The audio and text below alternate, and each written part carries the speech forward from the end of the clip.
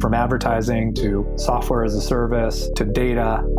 Across all of our programs and clients, we've seen a 55 to 65% open rate. Getting brands authentically integrated into content performs better than TV advertising. Typical lifespan of an article is about 24 to 36 hours. If we're reaching out to the right person with the right message and a clear call to action, then it's just a matter of timing. Welcome to the MarTech Podcast, and I Hear Everything production. In this podcast, you'll hear the stories of world-class marketers that use technology to drive business results and achieve career success. We'll unearth the real-world experiences of some of the brightest minds in the marketing and technology space so you can learn the tools, tips, and tricks they've learned along the way. Now here's the host of the MarTech Podcast, Benjamin Shapiro. Welcome to the MarTech Podcast. I'm your host, Benjamin Shapiro, and today we're going to discuss key metrics to measure the success of your loyalty programs.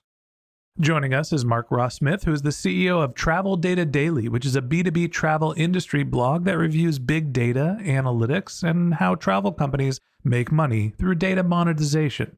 Yesterday, Mark and I talked about golden loyalty metrics, and today we're going to continue the conversation talking about how airlines use data to increase revenue. All right, here's the second part of my conversation with Mark Ross-Smith, the CEO of Travel Data Daily. Mark, welcome back to the MarTech Podcast. Great to be back, Ben. Excited to have you back on the show. We had a great conversation yesterday talking about loyalty metrics, and your background is focusing on the airlines. And what was interesting to me is that the airlines, loyalty programs can be more valuable than the actual airlines themselves. And B, that the airline data, the golden loyalty metrics, often are saying not necessarily that the loyalty programs need to focus on the most loyal customers. It points out where there is opportunity to pick up market share for customers that aren't your most loyal customers. So this is all about trying to increase recurring revenue, trying to build loyalty so people keep coming back and buying airline tickets and baggages and services and fees from your airlines. Tell me some other ways that airlines are using data to increase their revenue. So I'll tell you what they're not doing first. They're not exporting their email databases and selling it to other companies, which I can hear some people laughing right now, but some people think that's how airlines make money out of data. And obviously it's not. The truth is airlines make money from data through internal sources. And they also rent insights to third-party companies. So if we take a step back for a second, airlines traditionally have two fundamental businesses sort of going on internally. One is selling seats to anyone that will buy them, and that's traditionally using revenue management as a tool to command the most amount of money from each passenger. And the second business they have is the loyalty / we'll call it ancillary or brand. It's a marketing business, effectively. So number one, the first business selling seats, generally they've got these really sophisticated revenue management tools which look at historical data. So this is what people were paying for a seat back in the past.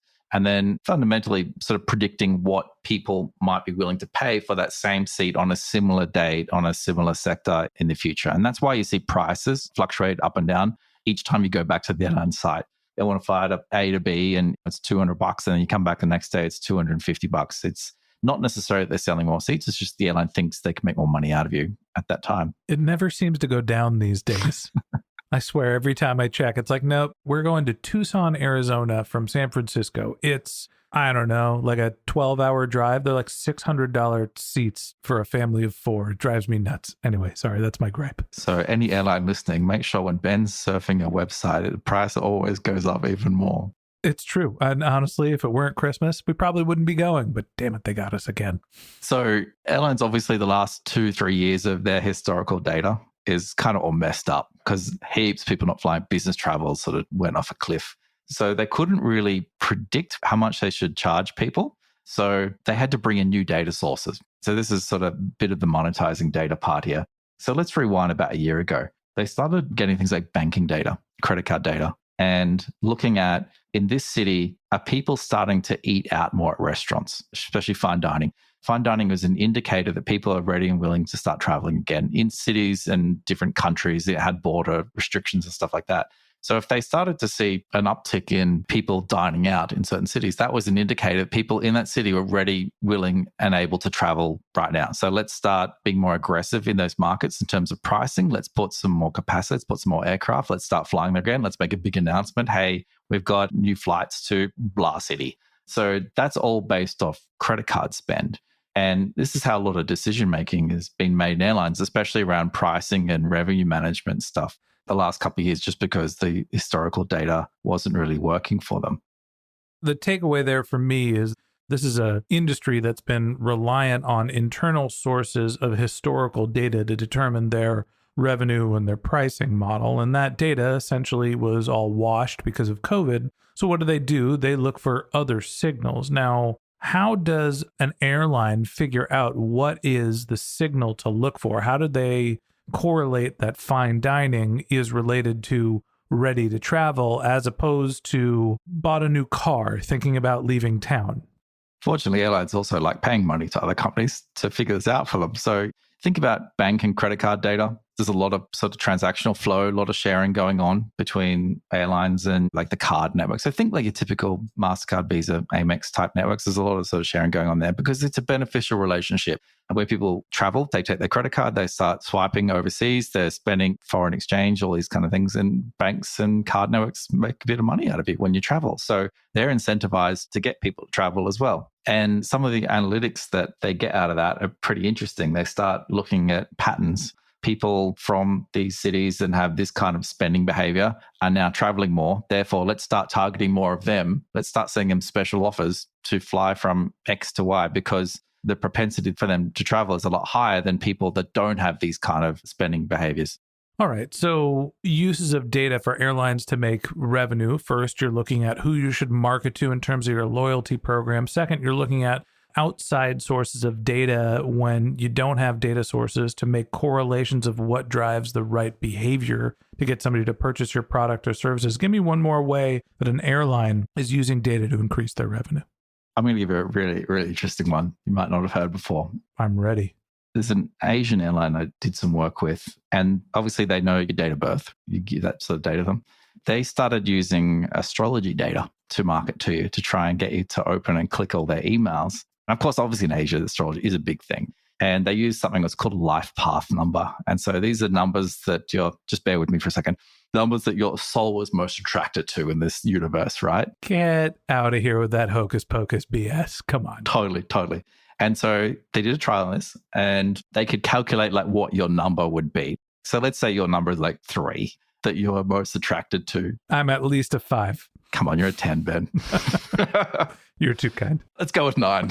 So your number's 9, and they know this because they can calculate it from based on your birth date, right? And so they start using more 9s in emails that they send you. So, fly to this destination from 999, get 9 times points, get 9. There's just more 9s generally in the email. And what they found is the email open rate and the click-through rate from that was just a lot higher on emails. And it wasn't because it was just repetitive numbers. They had control groups as well, so they could test like if sending the wrong number to people would actually have a lower open rate on the emails. So I told you I haven't heard of this one before. This is a trial. It worked pretty well. You'd never know if airlines are doing this kind of stuff because you just see it and it's just so natural for you. Like, oh, that's a number. I click it.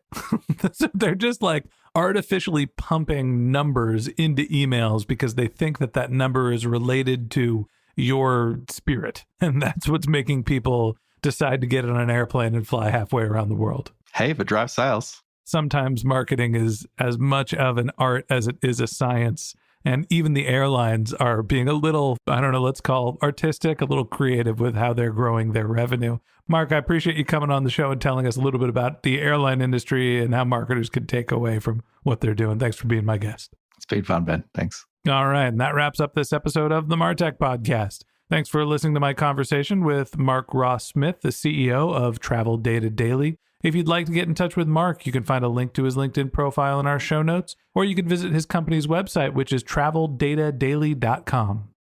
Just one more link in our show notes that I'd like to tell you about. If you didn't have a chance to take notes while you were listening to this podcast, head over to martechpod.com, where we have summaries of all of our episodes and contact information for our guests. You can also subscribe to our weekly newsletter, and you can even send us your topic suggestions or your marketing questions, which we'll answer live on our show. Of course, you can always reach out on social media. Our handle is MarTechPod, MarTechPod, on LinkedIn, Twitter, Instagram, and Facebook, or you can contact me directly. My handle is Ben J. Shap, BenJShap. And if you haven't subscribed yet and you want a daily stream of marketing and technology knowledge in your podcast feed, we're going to publish an episode every day this year. So hit the subscribe button in your podcast app, and we'll be back in your feed tomorrow morning. All right, that's it for today. But until next time, my advice is to just focus on keeping your customers happy.